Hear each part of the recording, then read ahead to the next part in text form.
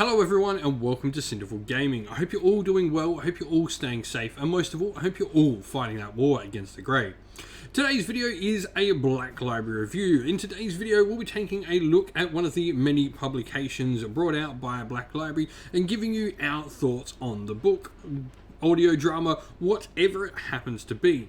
Now, I will say that we will try to keep this review to as spoiler free as possible, though there will obviously be points where we talk about things happening in the book. We will try to keep away from saying any of the major plot points, so you can go and read this book for yourself. We'll just give you our thoughts on whether or not we think it is something you may be interested in. So we'll use this video to instruct you on maybe is this sort of going to be a book that you would like to see.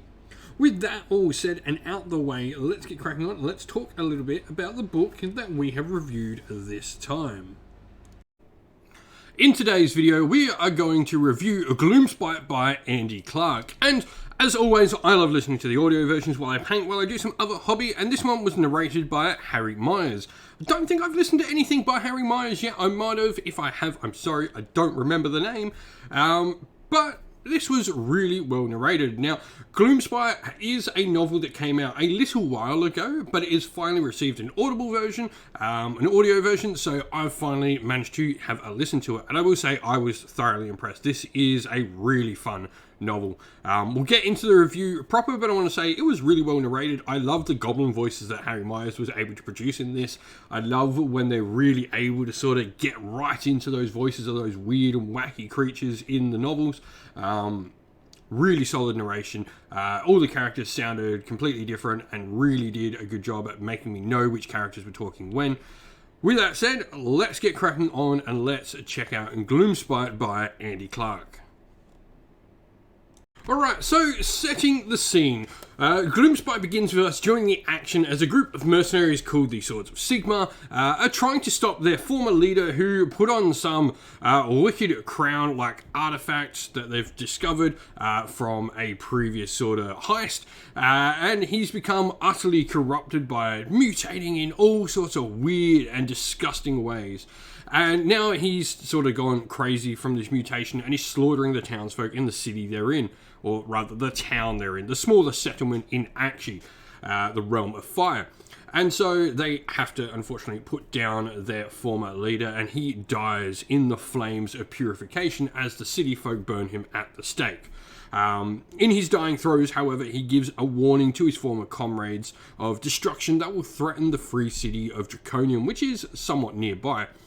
And so the new leader of the mercenary warband, the aforementioned leader's younger brother, now feeling sort of bound by his brother's last word and wanting to do his brother one last good deed on the world, he goes and tries to get his mercenaries to deliver this warning to Draconium, which not all of them are particularly fond about doing.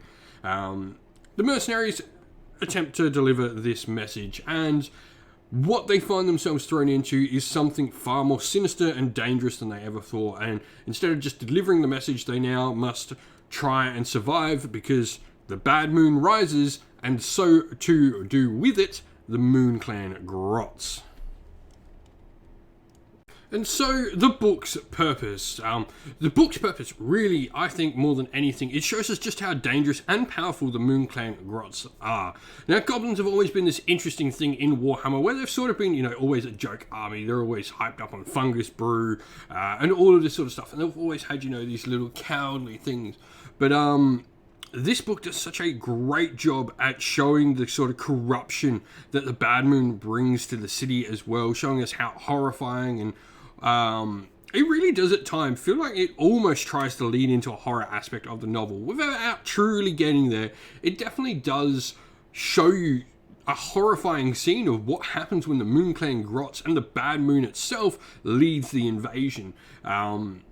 It really did give sort of a real grimdark sort of feel, which I think was absolutely fantastic for grots. It showed them in a light I don't think I've ever truly seen in anything else. I've read some other Gloomspite Gets novels and they all talk about them in really interesting ways, without a doubt.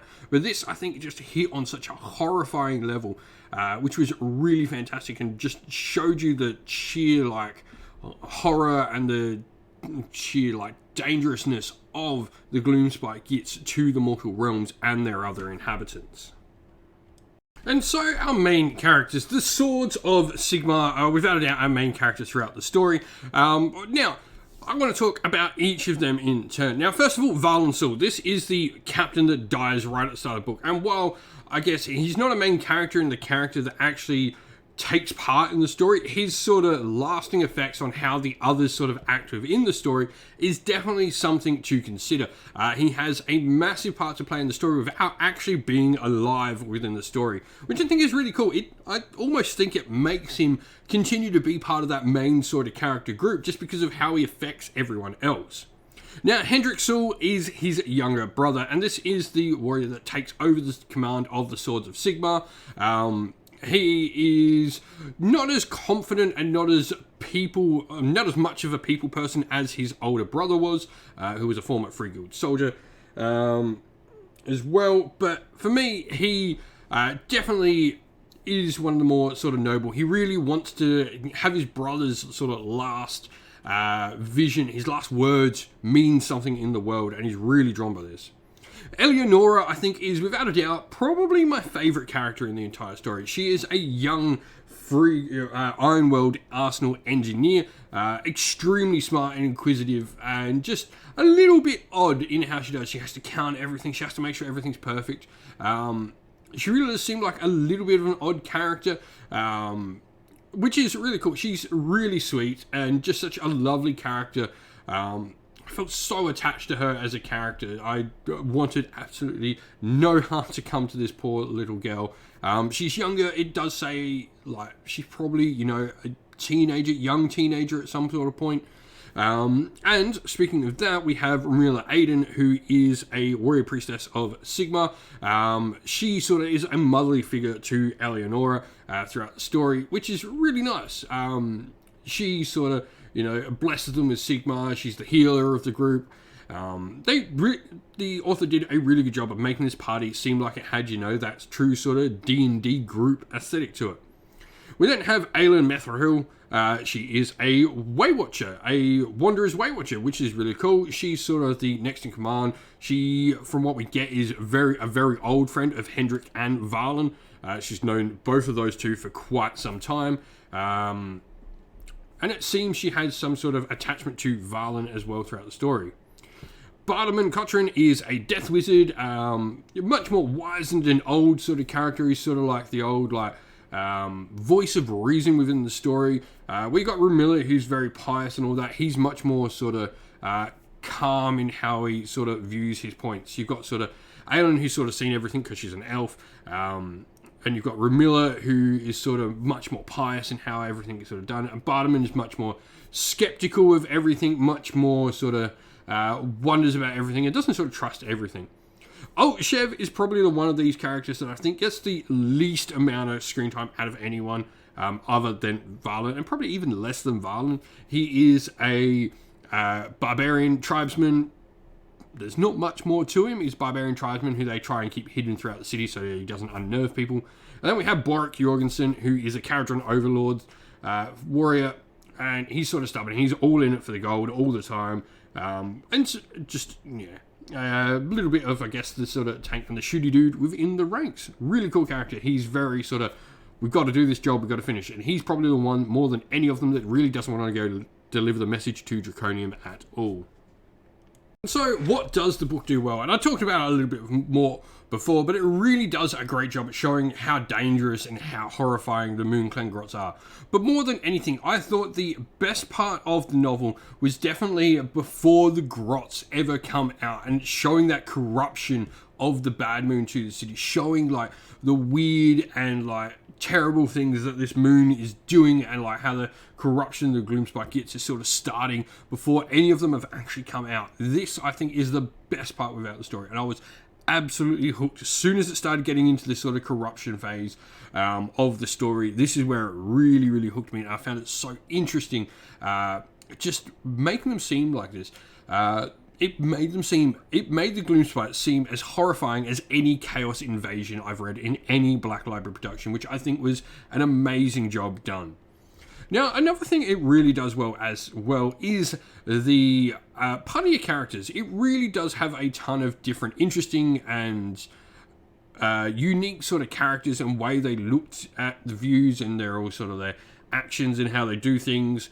Blending them all together and bringing it together though in a cohesive way, just like sort of a great Dungeons and Dragons party, like a RPG party on how you've got your ranger, you've got your tank, you've got your fighter, you've got your paladin, you've got your engineer, you've got your fighters and all of that, and it really does a great job of blending all those characters together to make a cohesive unit that has every single one of the characters having a part to play, which I think is fantastic. And so, what does change about our main characters throughout this entire story though? And I think nothing more changes really than the bonds between them. We obviously get at the start, now we see that everyone maybe isn't always on the same page, but throughout the story I think many of them, even those that appear the most selfish or singular in their ways, do come to see the bonds they share with their party in such a special and sort of familiar style of way. They really do see each other as family in a way at the end, and it really is nice to sort of see that at the end, like all of them view each other as family regardless of how everything sort of comes about and everything throughout the story. It is nice to see these family bonds of a party that really does care and look out for one another and thinks of each other as more than friends. Who would enjoy this book? Well, of course, Gloomspite Gits fans, this is the book for you, showing the faction off in such a horrifying way like never before. But also, those who like a good bit of adventure stories, this is a really fun listen and read. Now, while this doesn't actually leave the city for the majority of the story, I would say 90% of the story is without a doubt in the city of Draconium, it has so much adventure in there and so many different twists and turns. Really does keep the story quite interesting and fun, despite, having a singular setting. We've got to remember how big Free Cities can be inside Warhammer Age of Sigmar. But if you like adventure, if you like Gloomspite Gits, this is a story for you, without a doubt. And so, in summary, honestly, this, I think, is up there with some of my favourite Age of Sigmar fiction, if not my entire Black Library fiction. This is probably one of the best stories I think I've read of Black Library ever. Go as far as to say top 10, maybe top 5 of all time. Probably in my top 3 of all Age of Sigmar stories. I'm putting this up there with stories I like that have such, I guess, strong community views on them. I like this probably as much as I liked stories like The First Heretic or Rin's World and Hell's Reach and all of those sort of ones, even like Realm Slayer from Gotrek and Felix and stuff like that. This was such a great story. It really does take you on an emotional ride with the party, seeing all the different characters' stories play out through it, and just giving such a great horrifying look at the Gloomspite Gits. For me, this is 10 out of 10. I blasted through the 11 and something hours of this story in just a couple of days. I enjoyed it that much. I could just sit there and listen to this and just blast through it. It was great. Really, really well done novel. Andy Clark, you absolutely smashed it with this story. I thoroughly enjoyed it. And so that is the end of the video. Thank you all for watching. If you enjoyed it, please don't forget to leave a like and subscribe to the channel. And drop a comment down below and let us know what you enjoyed about the video. If you'd like to come chat more with me and other members of our little community here at Sinful Gaming, we've got a link to our Discord server down in the video's description. And if you'd like to help support the channel in another way, you can do so either by joining Patreon or YouTube members or purchasing something from our Ko-fi web store. All of them are linked in the video's description. Thank you all for everyone who chooses to help support the channel. As a special thank you to those people who have supported via Patreon and YouTube members, we'd like to give a special shout out to them all.